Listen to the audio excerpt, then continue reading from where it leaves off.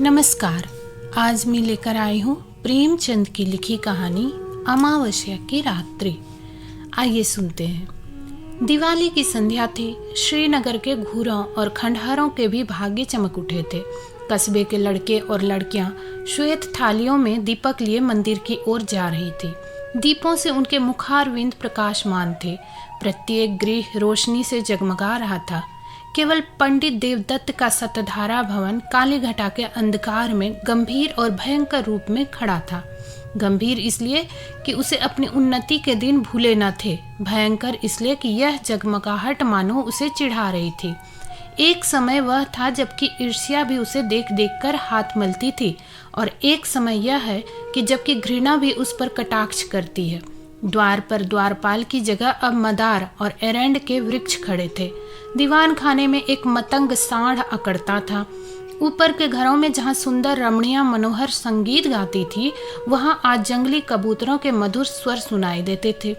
किसी अंग्रेजी मदरसे के विद्यार्थी के आचरण की भांति उसकी जड़ें हिल गई थी और उसकी दीवारें किसी विधवा स्त्री के हृदय की भांति विदीर्ण हो रही थी। पर समय को हम कुछ नहीं कह सकते। समय की निंदा व्यर्थ है और भूल है। यह मूर्खता और अदूरदर्शिता का फल था। अमावस्या की रात्रि थी। प्रकाश से पराजित होकर मानो अंधकार ने उसी विशाल भवन में शरण ली थी। पंडित देवदत्त अपने अर्ध अंधकार वाले कमरे में मौन परंतु चिंता में निमग्न थे। आज 1 महीने से उनकी पत्नी गिरिजा की जिंदगी को निर्दय काल ने खिलवाड़ बना लिया था। पंडित जी दरिद्रता और दुख को भुगतने के लिए तैयार थे। भाग्य का भरोसा उन्हें धैर्य बंधाता था, किंतु यह नई विपत्ति सहन शक्ति से बाहर थी। बेचारे दिन के दिन गिरिजा के सिरहाने बैठे हुए उसके मुरझाए हुए मुख को देखकर कूटते और रोते थे। गिरिजा जब अपने जीवन से निराश होकर रोती तो वह उसे समझाते, गिरिजा रो मत, शीघ्र ही अच्छी हो जाओगी। पंडित देवदत्त के पूर्वजों का कारोबार बहुत विस्तृत था। वे लेन देन किया करते थे। अधिकतर उनके व्यवहार बड़े बड़े चकलेदारों और रजवाड़ों के साथ थे।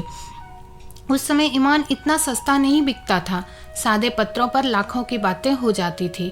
मगर सन 57 ईस्वी के बलवे ने कितनी ही रियासतों और राज्यों को मिटा दिया, और उनके साथ तिवारियों का यह अन्न धन पूर्ण परिवार भी मिट्टी में मिल गया। खजाना लूट गया। बही खाते पंसारियों के काम आए।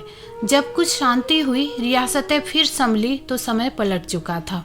वचन लेख के अधीन हो रहा था तथा लेख में भी सादे और रंगीन का भेद होने लगा था। जब देवदत्त ने होश संभाला तब उनके पास इस खंडहर के अतिरिक्त और कोई संपत्ति न थी। अब निर्वाह के लिए कोई उपाय न था। कृषि में परिश्रम और कष्ट था। वाणिज्य के लिए धन और वृद्धि की आवश्यकता थी। विद्या भी ऐसी नहीं थी कि कहीं नौकरी करते परिवार की प्रतिष्ठा दान लेने में बाधक थी। अस्तु साल में 2-3 बार अपने पुराने व्यवहारियों के घर बिना बुलाए पाहुनों की भांति जाते और कुछ विदाई तथा मार्ग व्यय पाते उसी पर गुजारा करते। पैतृक प्रतिष्ठा का चिन्ह यदि कुछ शेष था तो वह पुरानी चिट्ठी पत्रियों का ढेर तथा हुंडियों का पुलिंदा, जिनकी स्याही भी उनके मंद भाग्य की भांति फीकी पड़ गई थी। पंडित देवदत्त उन्हें प्राणों से भी अधिक प्रिय समझते। द्वितीया के दिन अब घर घर लक्ष्मी की पूजा होती है। पंडित जी ठाट बाट से इन पुलिंदों की पूजा करते।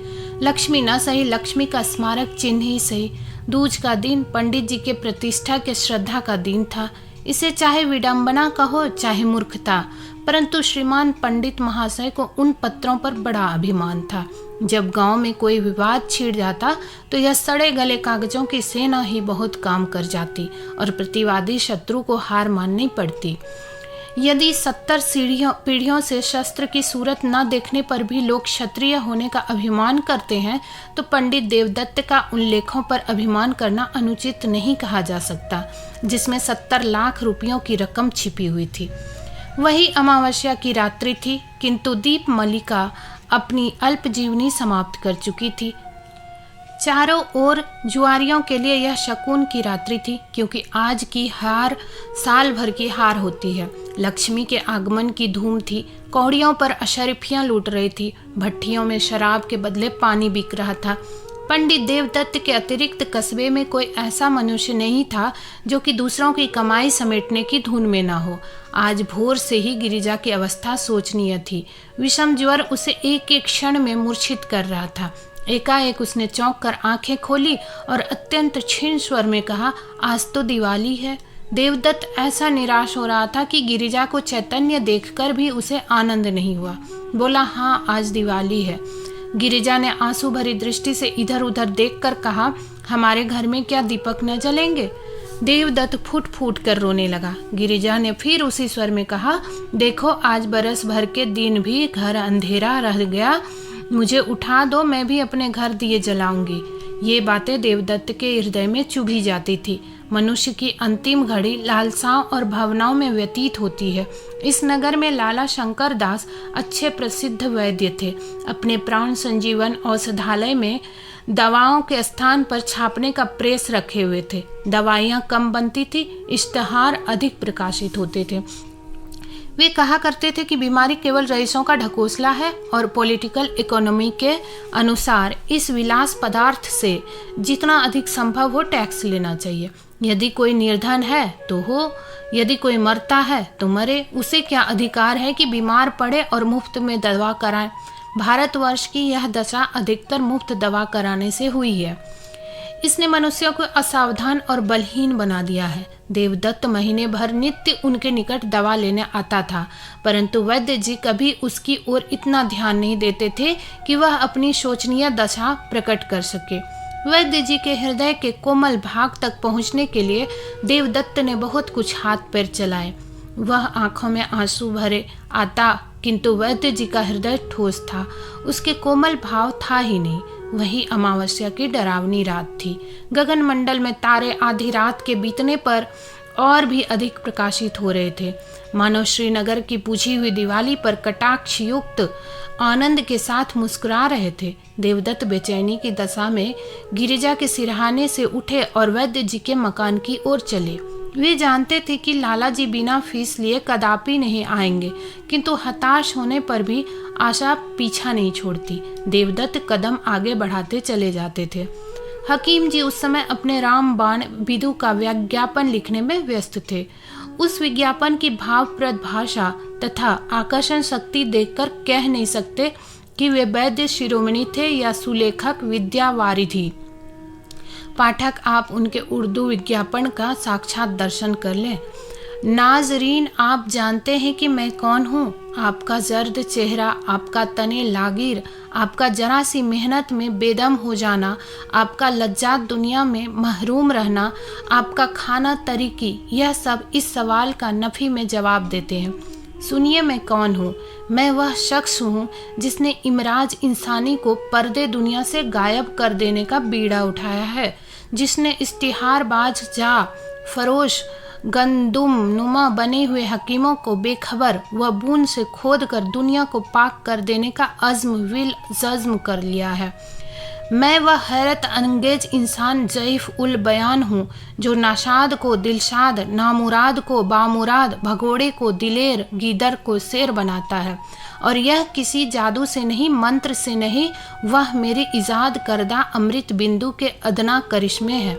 अमृत बिंदु क्या है, इसे कुछ मैं ही जानता हूँ। महर्षि अगस्त के धन्वंतरी के कानों में इसका नुस्खा बतलाया था। जिस वक्त आप वीपी पार्सल खोलेंगे, आप पर उसकी हकीकत रोशन हो जाएगी। यह आबे हयात है, यह मर्दानगी का जौहर, फरजानगी का अक्सीर, अक्ल का मुरब्बा और जहन का शकील है। अगर वर्षों की मुशायरा बाजी ने भी आपको शायर नहीं बनाया, अगर शबे रोज के रटंत पर भी आप इम्तिहान में कामयाब नहीं हो सके, अगर दल्लालों की खुशामत और मुवक्किलों की नाज बरदारी के बावजूद भी आप अहाते अदालत में भूखे कुत्ते की तरह चक्कर लगाते फिरते हैं, अगर आप गला फाड़ फाड़ कर चीखने, मेज पर हाथ पैर पटकने पर भी अपनी तकरीर से कोई असर पैदा नहीं कर सकते, तो आप अमृत बिंदु का इस्तेमाल कीजिए। इसका सबसे बड़ा फ़ायदा जो पहले ही दिन मालूम हो जाएगा यह है कि आपकी आंखें खुल जाएगी और आप फिर कभी इश्तहारबाज हाकिमों के दाम फरेब में न फंसेंगे। वैद्य जी इस विज्ञापन को समाप्त कर उच्च स्वर से पढ़ रहे थे। उनके नेत्रों में उचित अभिमान और आशा छलक रही थी। इतने में देवदत्त ने बाहर से आवाज दी। वैद्य जी बहुत खुश हुए। रात के समय उनकी फीस दुगुनी थी। लालटेन लिए बाहर निकले तो देवदत्त रोता हुआ उनके पैरों से लिपट गया और बोला, वैद्य जी इस समय मुझ पर दया कीजिए। गिरिजा अब कोई शायद की पाहुनी है। आप ही उसे बचा सकते हैं। यूँ तो मेरे भाग्य में जो लिखा है वही होगा, किंतु इस समय तनिक चलकर आप देख तो लें, मेरे दिल का दाह मिट जाएगा। मुझे धैर्य हो जाएगा कि उसके लिए मुझसे जो कुछ हो सकता था मैंने किया। परमात्मा जानता है कि मैं इस योग्य नहीं हूँ कि आपकी कुछ सेवा कर सकूँ, किंतु जब तक जीऊँगा आपका यश गाऊँगा और आपके इशारे का गुलाम बना रहूँगा। हकीम जी को पहले कुछ तरस आया, किंतु वह जुगनू की चमक थी जो शीघ्र स्वार्थ के विशाल अंधकार में विलीन हो गई। वही अमावस्या की रात्रि थी। वृक्षों पर सन्नाटा छा गया था। जीतने वाले अपने बच्चों को नींद से जगाकर इनाम देते थे। हारने वाले अपने रुष्ट और क्रोधित स्त्रियों से क्षमा के लिए प्रार्थना कर रहे थे। इतने में घंटी के लगातार शब्द वायु और अंधकार को चीरते हुए कान में आने लगे। उनकी सुहावनी ध्वनि इस निस्तब्ध अवस्था में अत्यंत भली प्रतीत होती थी। यह शब्द समीप हो गए और अंत में पंडित देवदत्त के समीप आकर उस खंडहर में डूब गए। पंडित जी उस समय निराशा के अथाह समुद्र में गोते खा रहे थे। शोक में इस योग्य भी नहीं थे कि प्राणों से भी अधिक प्यारी गिरिजा का दवा दर्पण कर सके। क्या करें? इस निष्ठुर वैद्य को यहाँ कैसे लाएं? जालिम, मैं सारी उम्र तेरी गुलामी करता, तेरे इश्तिहार छापता, तेरी दवाइयाँ कूटता। आज पंडित जी को यह ज्ञात हुआ है कि 70 लाख की चिट्ठी पत्रियाँ इतनी कौड़ियों के मोल भी नहीं। पैतृक प्रतिष्ठा का अहंकार अब आंखों से दूर हो गया। उन्होंने उस मखमली थैले को संदूक से बाहर निकाला और उन चिट्ठी पत्रियों को, जो बाप दादों की कमाई का शेषांश थी और प्रतिष्ठा की भांति जिनकी रक्षा की जाती थी, एक एक करके दिया को अर्पण करने लगे। जिस तरह सुख और आनंद से पालित शरीर चिता की भेंट हो जाती है, उसी प्रकार वह कागजी पुतलियां भी उस प्रज्वलित दिया के धधकते हुए मुंह का ग्रास बनती थी। इतने में किसी ने बाहर से पंडित जी को पुकारा। उन्होंने चौंक कर सिर उठाया। वे नींद से अंधेरे में टटोलते हुए दरवाजे तक आए। देखा कि कई आदमी हाथ में मशाल लिए हुए खड़े हैं और एक हाथी अपने सूंड से उन एरेंड के वृक्षों को उखाड़ रहा है जो द्वार पर द्वारपालों की भांति खड़े थे। हाथी पर एक सुंदर युवक बैठा है जिसके सिर पर केसरिया रंग की रेशमी पाग है। माथे पर अर्ध चंद्राकार चंदन भाले की तरह तनी हुई नोकदार मूछें, मुखारविंद से प्रभाव और प्रकाश टपकता हुआ कोई सरदार मालूम पड़ता था। उसका कलीदार अंगरखा और चुनावदार पैजामा, कमर में लटकती हुई तलवार और गर्दन में सुनहरे कंठे और जंजीर उसके सजीले शरीर पर अत्यंत शोभा पा रहे थे। पंडित जी को देखते ही उसने रकाब पर पैर रखा और नीचे उतरकर उनकी वंदना की। उसके इस विनीत भाव से कुछ लज्जित होकर पंडित जी बोले, आपका आगमन कहाँ से हुआ? नवयुवक ने बड़े नम्र शब्दों में जवाब दिया। उसके चेहरे से भलमानसाहत बरसती थी। मैं आपका पुराना सेवक हूँ। दास का घर राजनगर है। मैं वहाँ का जागीरदार हूँ। मेरे पूर्वजों पर आपके पूर्वजों ने बड़े अनुग्रह किए हैं। मेरी इस समय जो कुछ प्रतिष्ठा तथा संपदा है, सब आपके पूर्वजों की कृपा और दया का परिणाम है। मैंने अपने अनेक स्वजनों से आपका नाम सुना था और मुझे बहुत दिनों से आपके दर्शनों की आकांक्षा थी। आज वह सुअवसर भी मिल गया। अब मेरा जन्म सफल हुआ। पंडित देवदत्त की आंखों में आंसू भर आए। पैतृक प्रतिष्ठा का अभिमान उनके हृदय का कोमल भाग था। वह दीनता जो उनके मुख पर छाई हुई थी थोड़ी देर के लिए विदा हो गई। वे गंभीर भाव धारण करके बोले, यह आपका अनुग्रह है जो ऐसा कहते हैं, नहीं तो मुझ जैसे कपूत में तो इतनी भी योग्यता नहीं है जो अपने को उन लोगों की संतति कह सकूं। इतने में नौकरों ने आंगन में फर्श बिछा दिया। दोनों आदमी उस पर बैठे और बातें होने लगी। वे बातें जिनका प्रत्येक शब्द पंडित जी के मुख को इस तरह प्रफुल्लित कर रहा था जिस तरह प्रातः काल की वायु फूलों को खिला देती है। पंडित जी के पितामह ने नवयुवक ठाकुर के पितामह को 2500 रुपये कर्ज दिए थे। ठाकुर अब गया में जाकर अपने पूर्वजों का श्राद्ध करना चाहता था, इसलिए जरूरी था कि उसके जिम्मे जो कुछ ऋण हो उसकी एक एक कौड़ी चुका दी जाए। ठाकुर को पुराने बही खाते में यह ऋण दिखाई दिया, 25 के अब 75,000 हो चुके। वही ऋण चुका देने के लिए ठाकुर आया था। धर्म की वह शक्ति है जो अंतःकरण में ओजस्वी विचारों को पैदा करती है। हाँ, इस विचार को कार्य में लाने के लिए पवित्र और बलवान आत्मा की आवश्यकता है, नहीं तो वे ही विचार क्रूर और पापमय हो जाते हैं। अंत में ठाकुर ने कहा, आपके पास तो वे चिट्ठियां होंगी।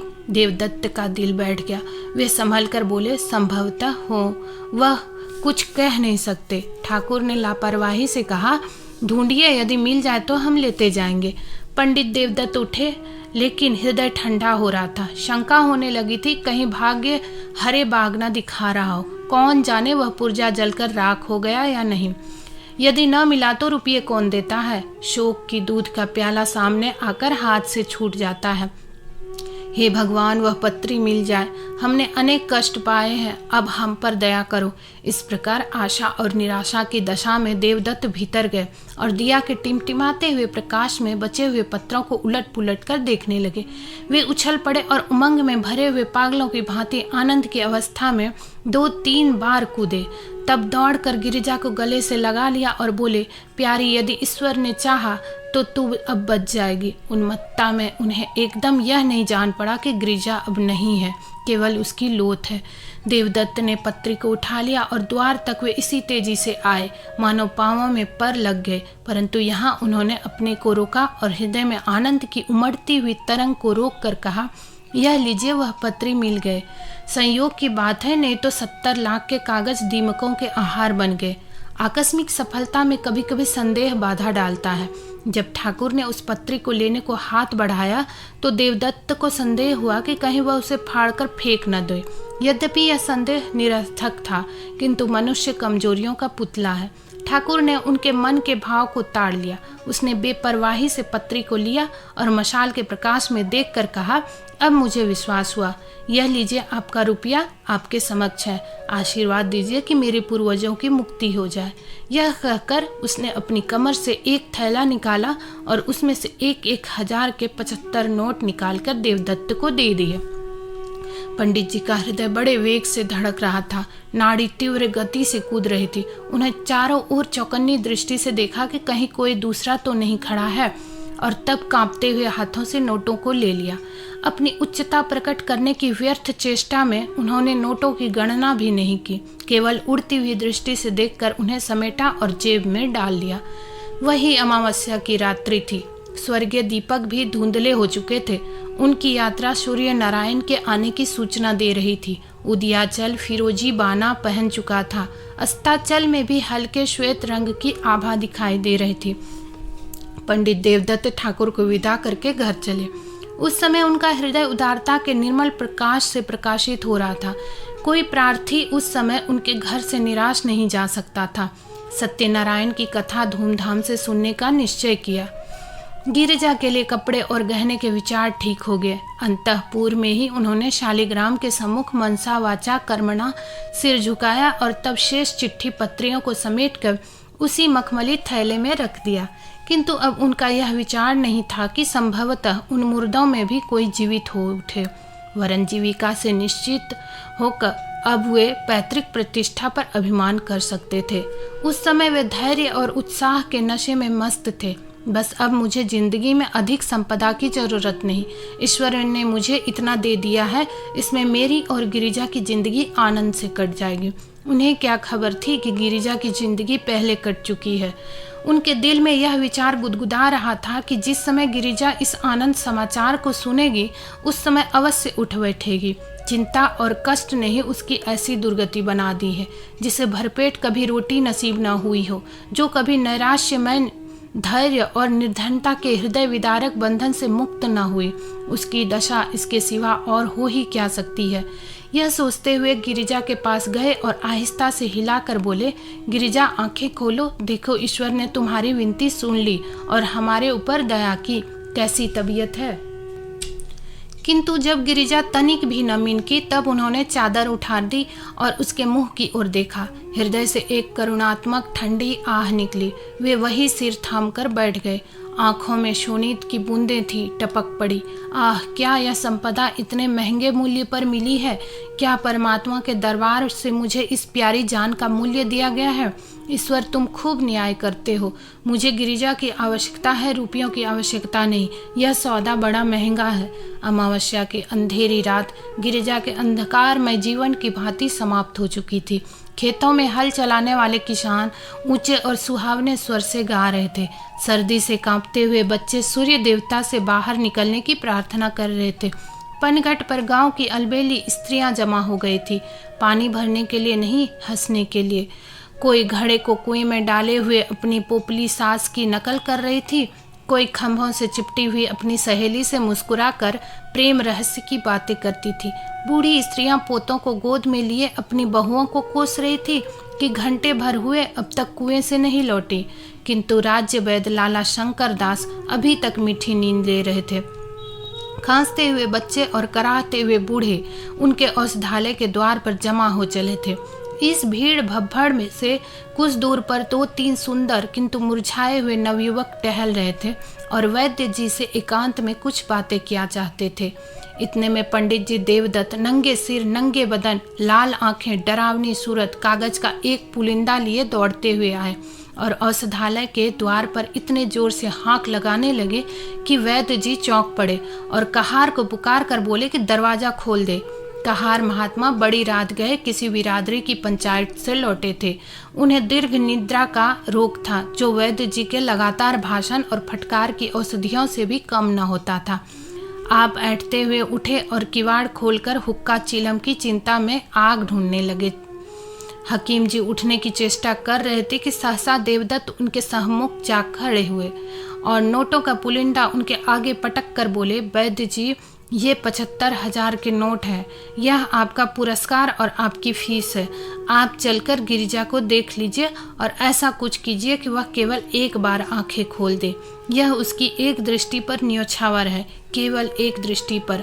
आपको रुपये मनुष्य की जान से प्यारे हैं, वे आपके समक्ष है। मुझे गिरिजा की एक चितवन इन रुपयों से कई गुनी प्यारी है। वैद्य जी ने लज्जा में सहानुभूति से देवदत्त की ओर देखा और केवल इतना कहा, मुझे अत्यंत शोक है, सदैव के लिए तुम्हारा अपराधी हूँ, किंतु तुमने मुझे शिक्षा दे दी। ईश्वर ने चाहत ऐसी भूल कदापि न होगी। मुझे शोक है, सचमुच है। ये बातें वैद्य जी के अंतःकरण से निकली थी। दोस्तों, आशा करती हूँ कि ये कहानी आपको अच्छी लगी होगी। ऐसी ही कहानियाँ सुनने के लिए हमारे चैनल को सब्सक्राइब करें। मिलते हैं अगली वीडियो में, तब तक के लिए धन्यवाद।